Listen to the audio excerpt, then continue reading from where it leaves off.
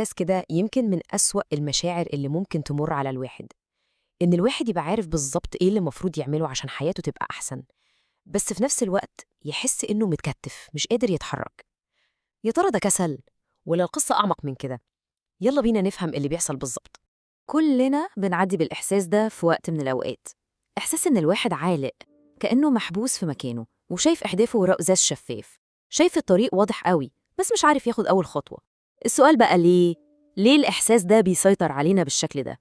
وهي دي بقى النقطة اللي بتحبط بجد، إن المعرفة موجودة والخطة كمان ممكن تكون موجودة، بس في زي قوة خفية كده بتشدنا لورا، بتمنعنا من إننا ننجز ونتقدم. طيب، القوة الخفية دي بتعمل جوانا إحساس شبه الشلل، وده اللي بياخدنا لأول نقطة محتاجين نفهمها: الشعور بالشلل وليه بنأجل. الموضوع صدقوني مش مجرد اختيار، ده شعور معقد جدا بيسيطر علينا. وأول حاجة مهمة جدا لازم نحطها في دماغنا: التسويف أو المماطلة دي مش كسل خالص. مش معناه إن الشخص كسول أو مش منظم أو مهمل، دي فكرة شائعة قوي بس هي غلط تماما. الحكاية أعمق من كده بكتير. طب عشان نفهم السبب الحقيقي بقى، لازم نبص على اللي بيحصل جوه عقلنا، لأن العقل هنا بيلعب دور مزدوج وغريب جدا. هو اللي بيحمينا وفي نفس الوقت هو اللي بيخرب علينا. إزاي؟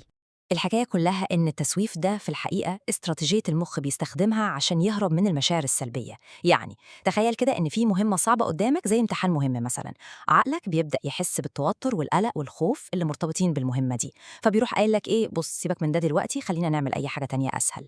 هو حرفيا بيحاول يحميك من الضغط ده بس في اللحظة دي بس. والمشكلة بقى إن الحماية المؤقتة دي تمنها غالي قوي، لأنها بتدخلنا في حلقة مفرغة، دايرة مغلقة، دايرة بتخلينا محبوسين في مكاننا من غير أي فعل. والدايرة دي اسمها دايرة التسويل. الدايرة دي بتبدأ إزاي؟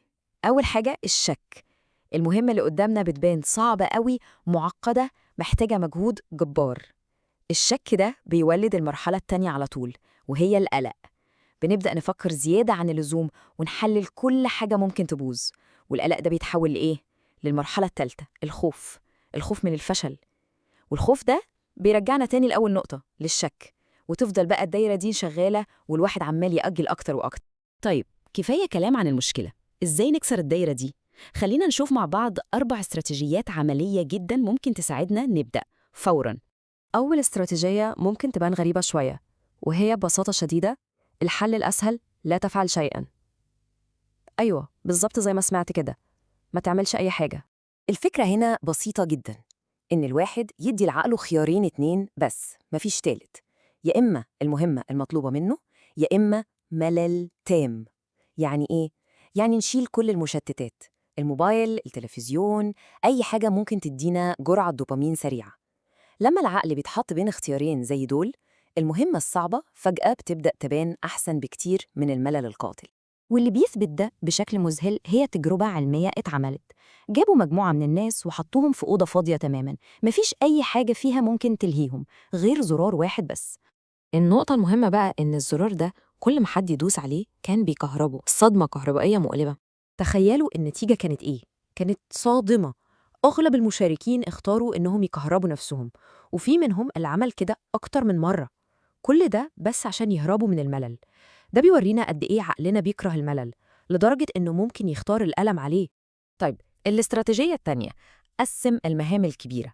أي مهمة كبيرة قسمها لمراحل صغيرة جدا وسريعة. لما الواحد بينجز جزء صغير حتى لو تافه، الإحساس بالإنجاز ده بيديله دفعة وحافز يكمل للي بعده، وكأنه بيقنع عقله إن الموضوع مش بالصعوبة اللي كان متخيلها خالص. آخر استراتيجيتين بيعتمدوا على الناس اللي حوالينا. أولاً، ممكن نلاقي شريك نشتغل معاه، بس طبعاً نختار حد غد، مش حد هيقعد يسوف معانا إحنا الاتنين. الحل التاني إن الواحد يخلق لنفسه مدير. يعني إيه؟ يعني يروح يقول لحد من صحابه أو أهله إنه هيخلص حاجة معينة في خلال ساعتين مثلاً. مجرد الإعلان ده بيخلق إحساس بالمسؤولية والالتزام. وفي الآخر خالص، الموضوع مش بس استراتيجيات وأدوات، الموضوع كمان له علاقة بطريقة التفكير. لازم نغير نظرتنا للفشل تماماً.